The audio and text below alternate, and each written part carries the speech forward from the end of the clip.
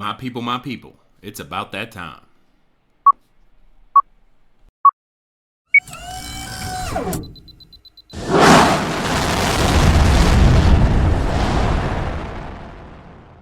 Like a boss. Live from USA, helping you get paid every day. This is the boss of Bitcoin, the Cristo of crypto. It's your boy BK. And if you don't like me, you must not like money. Thank you for joining me, everybody. Today we are doing a live update on one of the greatest financial events to hit our market in recent times. Stock market down. Some people are calling it a flash crash. Some people are calling it the beginning of the end. Some people are calling it Black Friday. And we're going to tell you how you can profit as the greatest transformation of wealth in the history of humanity. So if this is your first time tuning in, congratulations, baby. You are now rocking with the best. My name is BK, also known as the Crypto Trader, and I'm the boss of these charts, as you will soon find out. Every day I grace this microphone with my voice is another day you get to profit as a result, and today is no exception. So if you haven't done it already, make sure you subscribe to this channel, like this video, and click that notification bell. I try to make a video every single day to help you get paid. And as I mentioned, today is no exception. We are giving away free Bitcoin. All you need to do if you want to win is shout out your city in the comments. We have a global community with members tuning in from all over the world. And this is my way to give back to each and every one of you. So shout out your city. Let me know where you repping, and here we go. This is our winner from last week, my man Gomez 90. I'm not sure I said that right, but I tried. Big ups to Slovenia. I was really excited when I actually saw this comment for the first time, and it turns out he was the random comment that won it. So shoot me your Bitcoin wallet so I can send you some BTC as a token of my appreciation. Bam! It's just that easy to get paid, you guys. Now ain't nothing to it but to do it. Let's go ahead and make this money. Dow plummets nearly 1,000 points. That's a lot. How to start? That's not Bitcoin. That's Dow Jones. That's all the money in the world, baby. That's 1,000 down. How the stock market plunge could impact the job market. Well, it's not just that. It's a house of cards. And soon enough, the dominoes will be falling. The United States experienced a significant slowdown hiring July, which added only 114,000 jobs, blah. Unemployment rate rose, that's important, to 4.3%, reaching its highest point since October. See, this is one of the things I noticed, with these media propagated theories as to why, if, how, what happened after it happened. They will tell you 15 different reasons you lost money yesterday. Oh, the jobs. Oh, the unemployment. Oh, the interest rate. But they won't tell you one way you can make money tomorrow. You see what I'm saying? And it's a shell game. It's like, oh, you lift this cup. See, that's it over there. Oh, wait, nope, it moved over there. Nope, we got this one over here. But it's like they're never proactive in directing you towards a positive course for correction in the future, right? Says Wall Street and investors are concerned about this jobs report for several reasons. The sharp drop in job growth suggests the economy may be cooling faster than anticipated, potentially signaling the risk of a what? We ain't said that word in like 2 or 3 years. Where'd that word come from? Right? Well, if you didn't know, the United States economy is past due for a recession/depression and has been so since the Obama administration. I believe we are in the longest bull run in the history of financial markets, insofar as modern day, Wall Street is concerned, which is crazy. So it's got to come down eventually. It's not a matter of if, but when. It says the data has raised questions about whether the U.S. central bank has been too slow in reducing interest rate, because that's the only tool they have to control the flow of money. Do they make money more expensive or is it more cheap? That's really what it is. And I remember hearing this, like, if you don't know anything about me, like, I've got my MBA at Notre Dame and went through 10,000 hours of learning fiscal policy and macroeconomic and Keynesian theory. And, I remember hearing this one guy say, it's like when the Federal Reserve either raises or lowers an interest rate, it's like someone driving their car, but they only looking through the rear view mirror. It's like they can respond great to what passed them, but they can't see anything that's in front of them. And we live in a world where it's trickle down economics, and the more expensive that water is coming from the point of the source, the less it's gonna flow downstream, and the interest rate, essentially, the more interest tied to that private owned debt note in your pocket called a US dollar, the more expensive it's gonna be for you to receive it. That's just how it flows. Like, stuff flows downhill. So the more the banks got to pay for it, the more you end up paying for it, right? The cheaper the banks get it, the easier you are to obtain it as well. So all of these and many, many more, unemployment, shell game, jobs report. Oh my goodness, a piece of paper made us so upset. We're going to sell everything.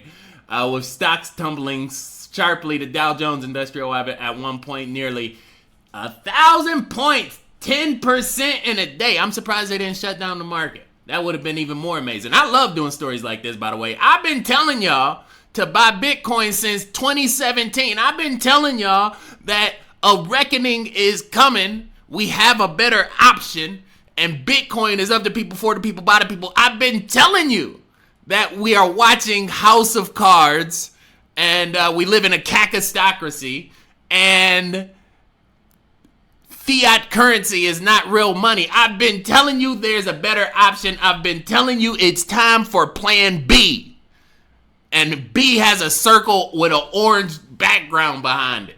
You know what I'm saying? And the B in the middle. Like Superman. It's crazy. Right? So now, and they talk about AI. What? That doesn't even make sense. AI really only been out for like 2 years. You can't really blame it on that.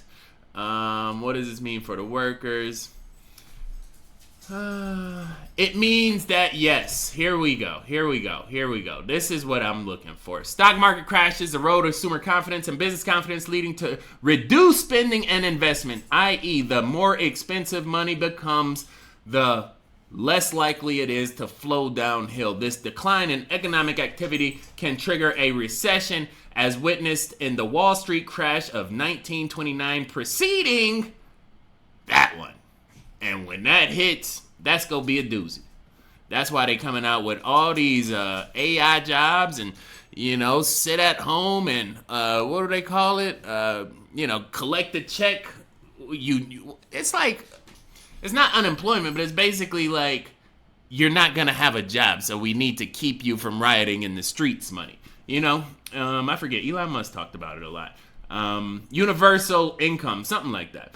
During periods of market turmoil, companies frequently become concerned about their financial stability and future economic positions. As a result, they may fire you, which they will, because corporations are in business to do one thing, and that is make money. You know what I'm saying? So if they gotta fire you, the human, and employ Sheila, the AI, 100% of the time, that's what they're going to do. The Great Recession led to widespread job losses across various sectors, and as the businesses responded to the economic downturn. Like, this is what they're comparing it to right now.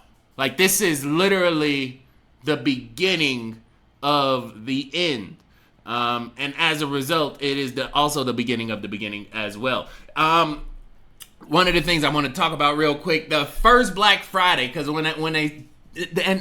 see, you can't just sell off. Like, that's not just one whale, talking about, oh, I'm good, let me take some profit, I gotta go on the Hamptons, gotta go to the Hamptons in a few weeks, I need some extra spending money. Like, no, 1,000 points down, 10% of the free market in one day is a syndicated, coordinated, communicated, essentially attack on the market. It's not an attack because buyers and sellers and open psychology, but at the same point, you can't get that much liquidity exhausted without there being some type of communication amongst the biggest sellers in the world. This is a cool story I found. It's called The First Black Friday, and it talks about the fraud that was committed by two people to push down the gold market, right? And I can read it real quick.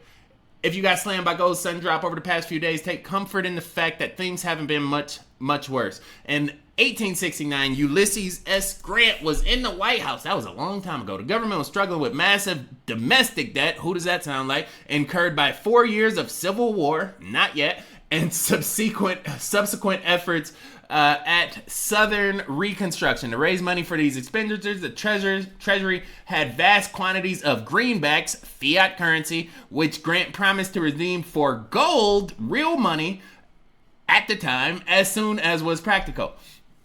Sound money, let's say that.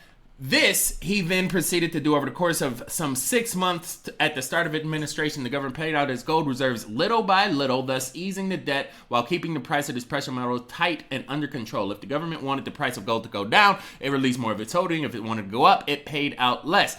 Enter two speculators. I'm not going to say unscrupulous because they just saw the opportunity at hand and how the world worked for their benefit. Their scheme was to corner the gold market by means of insider information. Only billionaires can commit fraud, not regular people. What game you playing? They reasoned that if they could find out beforehand exactly what the Treasury was planning to do with regards to the gold supply, they would be able to buy up the precious metal, buy it low and sell it high, right? Basically driving through the front view mirror instead of the rear view mirror. This would not only net them huge profits, both men were well versed in economic dealings, both very in touch with the who's who at the time. But to pull it all off, they needed a hook, and this is why I'm reading this article. This was provided in the form of Abel Corbin, Grant's brother-in-law. It's not clear whether Corbin fully knew what he was doing, but nonetheless, he did it. Where they persuaded Grant to tip his hand regarding the government's gold policy. This Grant, to his credit, refused to do. But now it seemed in the eyes of the financial community, they had the president's ear. Thus, when they started buying up large quantities of gold, prices spiked. The one to put a stop to these shenanigans was this guy. Approved the sale of $4 million worth of gold to lower prices, but they prevailed. Corbin tipped off gold. They were able to sell the gold before the market crashed, and they escaped serious economic damage, right? So essentially, it's guys that had an in with some of the most powerful people in the room, and they used it to their advantage. On Black Friday, September 24th, 1869, gold prices went from a high of $162 to a low of $133 in a matter of hours. Few people acted, many people responded. And I think that's what we have right now. But guess what? Were either of them prosecuted? Absolutely not. Rich people don't go to jail in this country thanks to a good lawyer and great support from great politicians. They went on to have a glorious career, and no one was the wiser. This was the first Black Friday. All too often in these financial markets, we see the catastrophic event happen hours before closing on a Friday. Why? Because the rest of the world can't respond to it until Monday morning.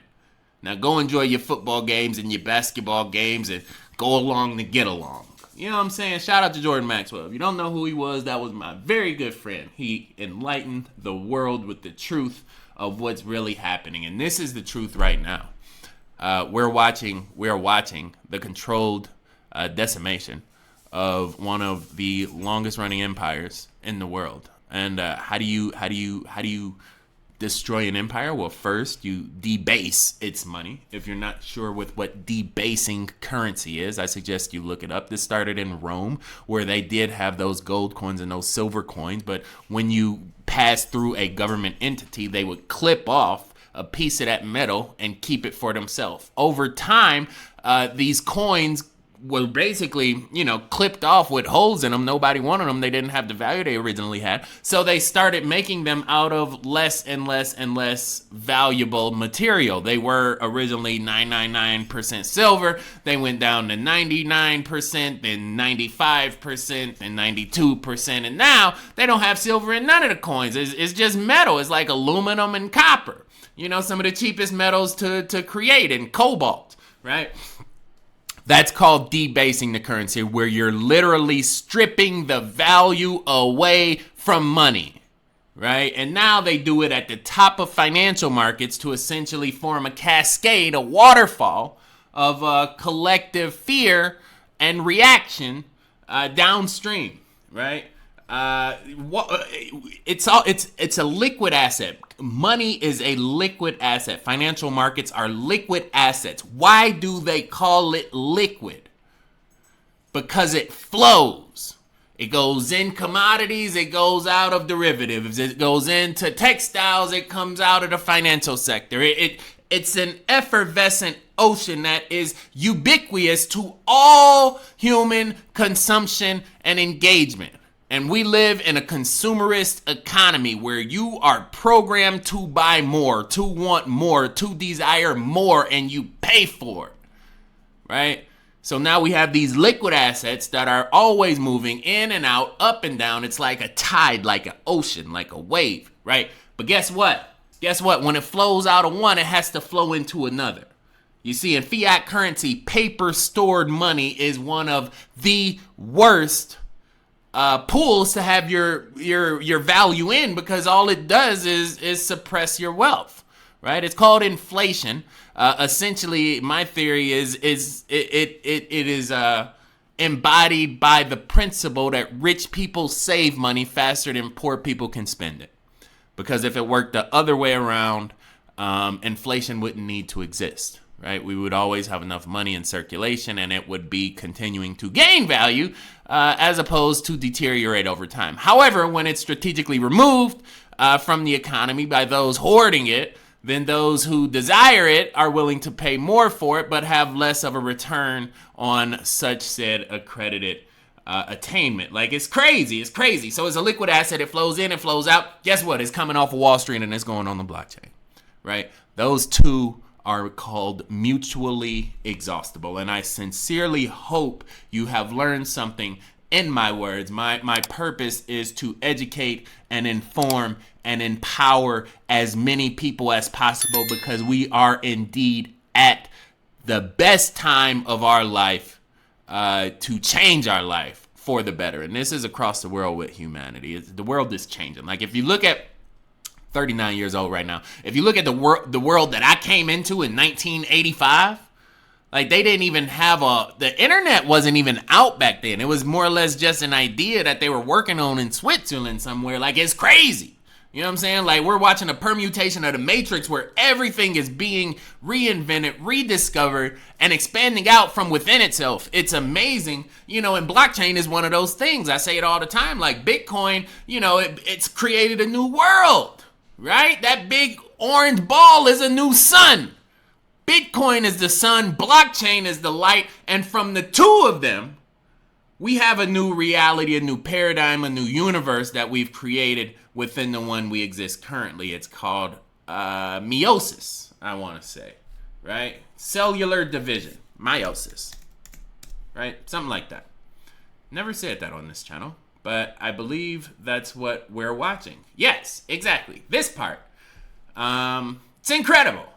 And one of those is blockchain, and one of those is fiat currency. One of those is live in perpetual fear, death, and destruction as a part of the military-industrial complex you were designed to glorify and worship. One of those is be free, be sovereign, be independent, be autonomous, be true. Guess what? You get to pick which one you want to participate in. Ain't life grand? We always have choices. We always have free will. And we always have the choice to choose how we want to place our value. I said this in the early days of my channel. Once you change your values, you change your worth. I started making money when I stopped keeping up with the Kardashians. You know, them witches already got billions of dollars. I said, I'm working on my first milli. Said, let me turn that TV off, let me turn on these charts, and let me figure out where this money is flowing, where it's going, right? As liquid assets are coming out of Wall Street, is going on to the blockchain, and by definition, Bitcoin is inherently connected to blockchain, so it doesn't matter what coin it goes on to, that is a derivative of Bitcoin, so Bitcoin will ultimately receive that value. Might not receive it at once, might not receive it up front, but guess what? The more money that's on the chain, the more money Bitcoin has accessible to it. Bitcoin is the longest working prototype of blockchain technology forever. I don't care what coin comes out that's better than it, that's faster than it, that's scalable, that's quantum. Who cares? All that wouldn't be possible without the OG, you know? And shout out to the OGs in the building.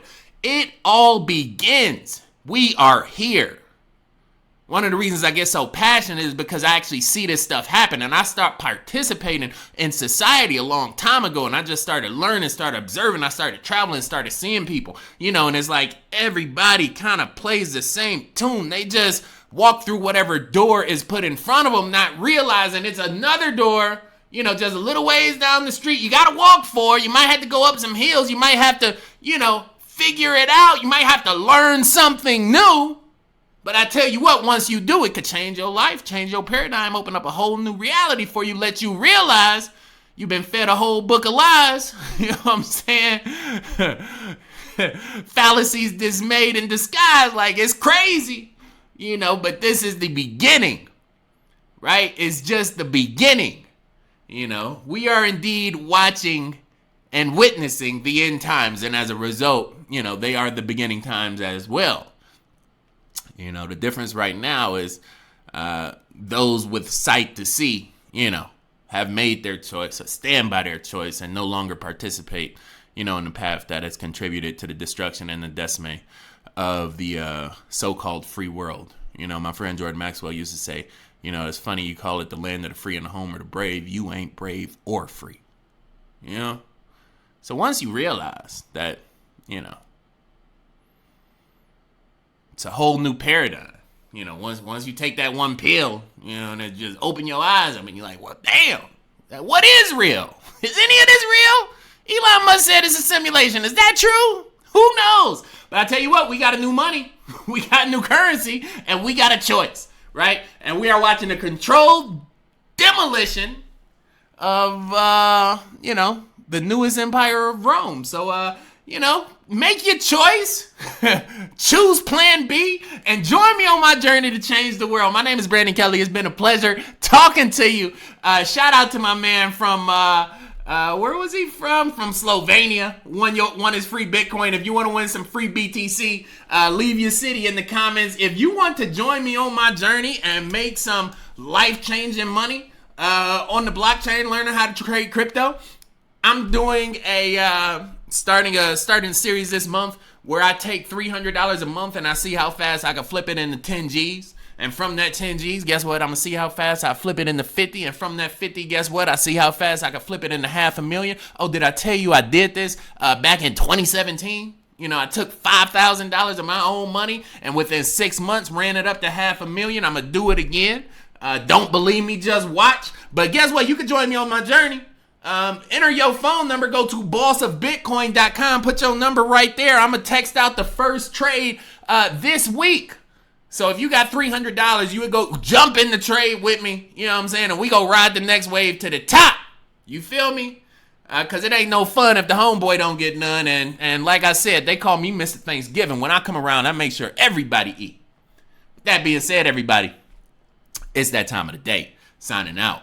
Boss. Boy BK, no matter where you stay. Brazil to Bay, California, all the way back out through Germany. Good night, good morning, and good day. Thank you for joining me. Thank you for your time. Hit that thumbs up button for a player one time. Do that for me if you appreciate mine. Till we meet again. Stay cryptic, y'all. Peace. Like a boss. Huh. Arms.